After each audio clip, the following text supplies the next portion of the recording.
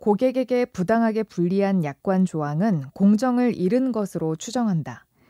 약관의 구속력의 근거는 그 자체가 법 규범이거나 법 규범적 성질을 가지기 때문이 아니고 당사자가 그 약관의 규정을 계약 내용에 포함시키기로 합의하였기 때문이다. 사업자가 상당한 이유 없이 자신이 부담하여야 할 위험을 고객에게 이전하는 내용의 약관 조항은 무효이다. 설명 의무가 있는 약관 내용이 설명되었다는 점은 그 약관 내용을 계약의 내용으로 주장하는 자가 증명하여야 한다. 골프장 운영회사가 불특정 다수의 회원에게 적용하기 위하여 만든 골프클럽 운영회칙 중 당사자의 권리, 의무에 관한 규정은 약관의 성질을 갖는다. 고객에게 부당하게 과중한 지연 손해금 등의 손해배상 의무를 부담시키는 약관 조항은 무효로 한다. 약관 내용이 명백하지 못한 때에는 약관 작성자에게 불리하게 제한 해석해야 한다. 보통 거래약관은 신의성실의 원칙에 따라 그 약관의 목적과 취지를 고려하여 공정하고 합리적으로 해석해야 한다. 고객에게 부당하게 불리한 약관 조항은 공정을 잃은 것으로 추정된다. 보통거래 약관의 내용은 계약 체결자의 의사나 구체적인 사정을 고려하여 구체적, 주관적으로 해석해야 하는 것이 아니고 객관적, 획일적으로 해야 한다.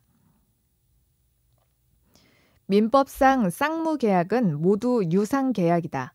단, 유상계약이 모두 쌍무계약은 아니다. 사용대차는 당사자 중 일방만 채무를 부담하는 편무계약이다. 교환계약에서 금전의 보충 지급에 대한 약정이 있는 경우 그에 대하여 매매의 규정을 준용한다.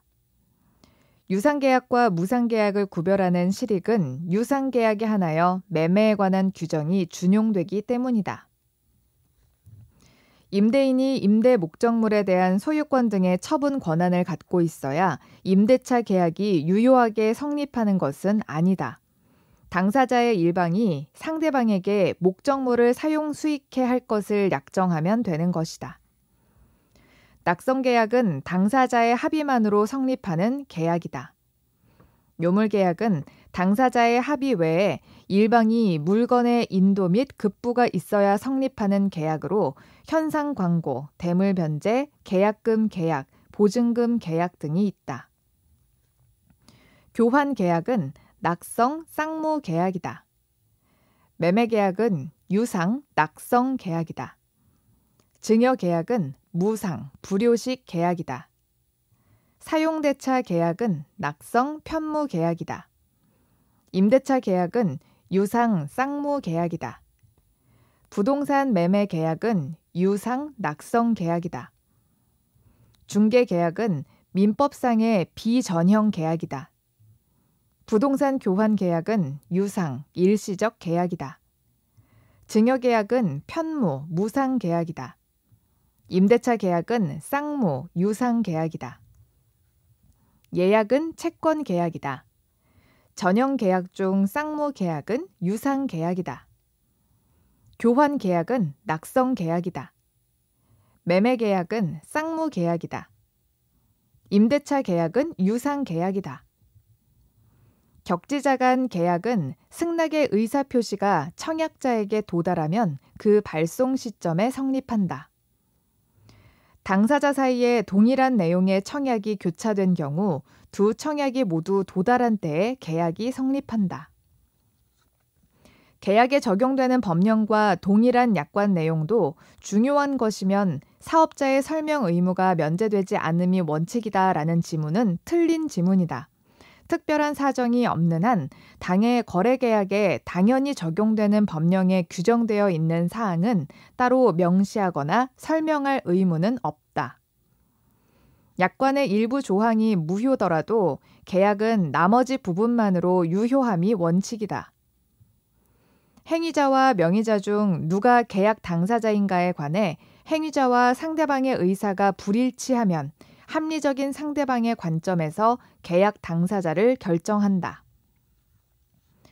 갑은 자신이 소장하던 그림을 갖고 싶어하던 을에게 매도 의사로 청약을 했는데 병이 승낙한 경우 주관적 합치가 없는 경우이므로 계약이 성립되지 않는다. 갑이 을에 대한 노트북의 매수 청약과 을의 갑에 대한 매도 청약의 내용이 일치되고 모두 상대방에게 도달한 경우 계약이 성립한다. 갑이 자기 소유주택을 을에게 매도 의사로 청약하였는데 을이 승낙한 후 사망하였더라도 그 의사표시가 갑에게 도달한 경우 의사표시의 효력에 영향을 미치지 아니한다. 계약이 성립한다.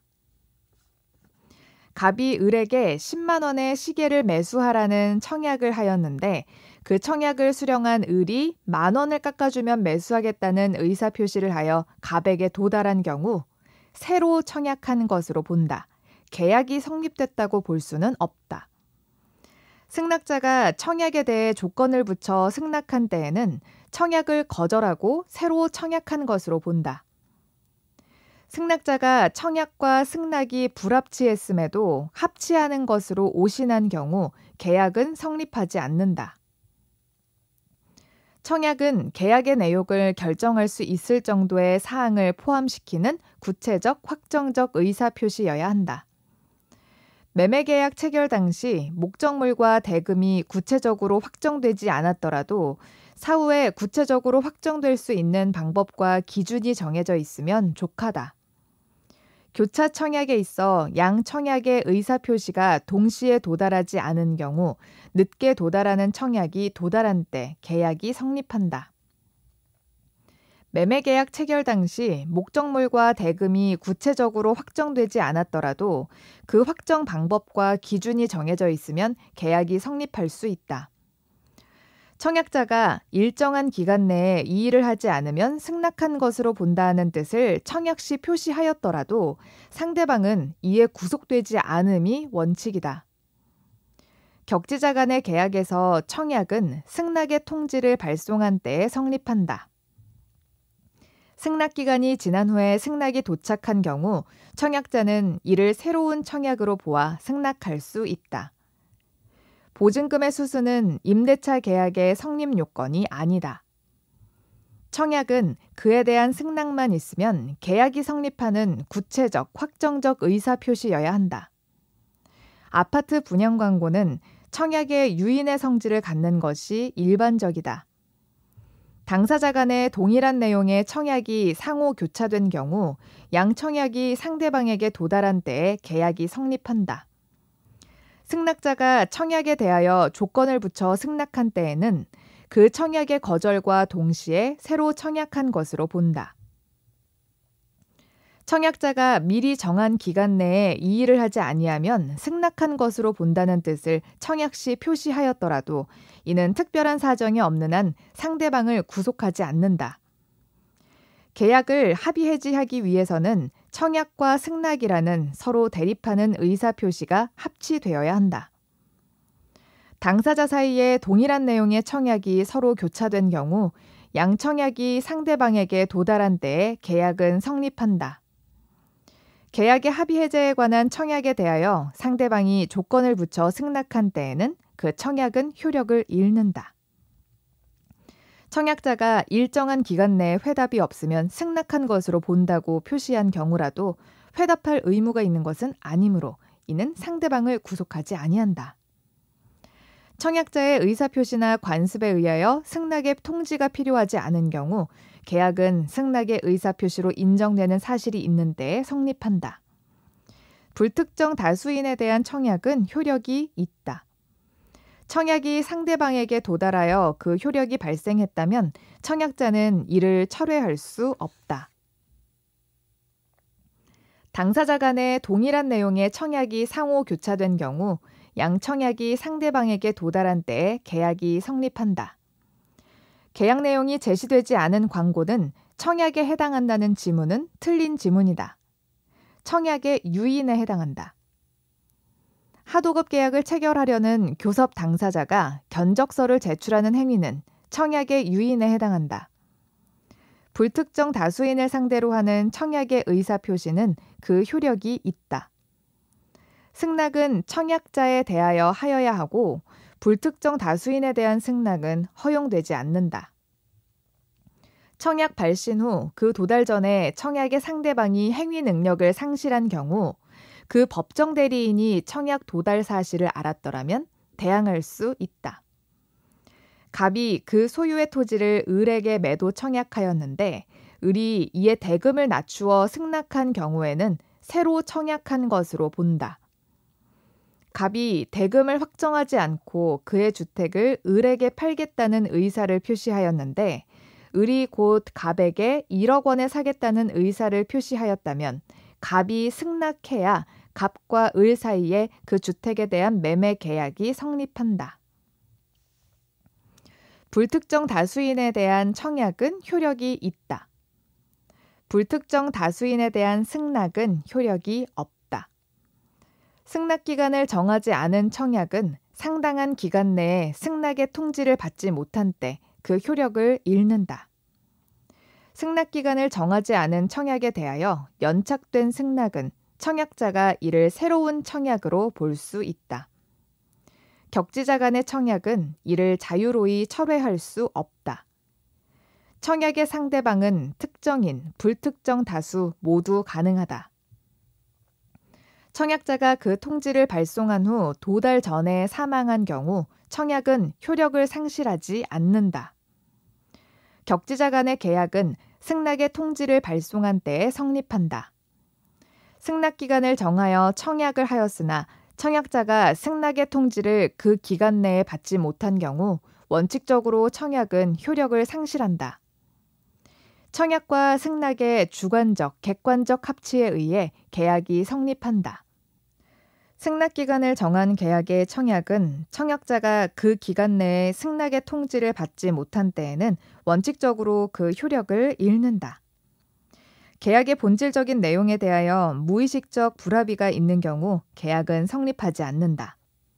의식적 불합의의 경우에도 계약은 성립하지 않는다. 불특정 다수인에 대하여도 청약이 가능하다. 격지자 간의 계약에서 청약은 그 통지가 상대방에게 도달한 때에 효력이 발생한다. 청약은 불특정 다수인을 상대로 할 수 있다. 청약은 특별한 사정이 없는 한 철회하지 못한다. 격지자 간의 계약은 다른 의사표시가 없으면 승낙의 통지를 발송한 때에 성립한다. 청약자가 청약의 의사표시를 발송한 후 제한 능력자가 되어도 청약의 효력에 영향을 미치지 않는다. 청약자가 청약에 일정 기간 내에 이의를 제기하지 않으면 승낙한 것으로 본다는 뜻을 표시한 경우라도 청약의 상대방에게 청약을 받아들일 것인지 여부에 관하여 회답할 의무가 있는 것은 아니므로 상대방은 이에 구속되지 않고 그 기간은 경우에 따라 단지 승낙 기간을 정하는 의미를 가질 수 있을 뿐이다. 당사자 사이의 계약 체결에 대한 신뢰가 형성된 상태에서의 부당 파기는 불법 행위가 될 수 있다. 계약의 성립을 기대하고 지출한 통상의 계약 준비 비용은 손해배상으로 청구할 수 있다. 계약 체결이 좌절될 수도 있는 경쟁 입찰에 참가하기 위해 제출한 견적서의 작성 비용은 손해배상으로 청구할 수 없다. 상대방의 적극적인 요구에 따라 이행에 착수하고 이행 비용의 지급에 대하여 계약 교섭이 진행되었다면 이행을 위해 지출한 비용도 손해배상으로 청구할 수 있다. 계약 교섭의 부당 파기로 인격적 법익이 침해되어 정신적 고통이 야기되었다면 그에 대한 손해배상을 청구할 수 있다.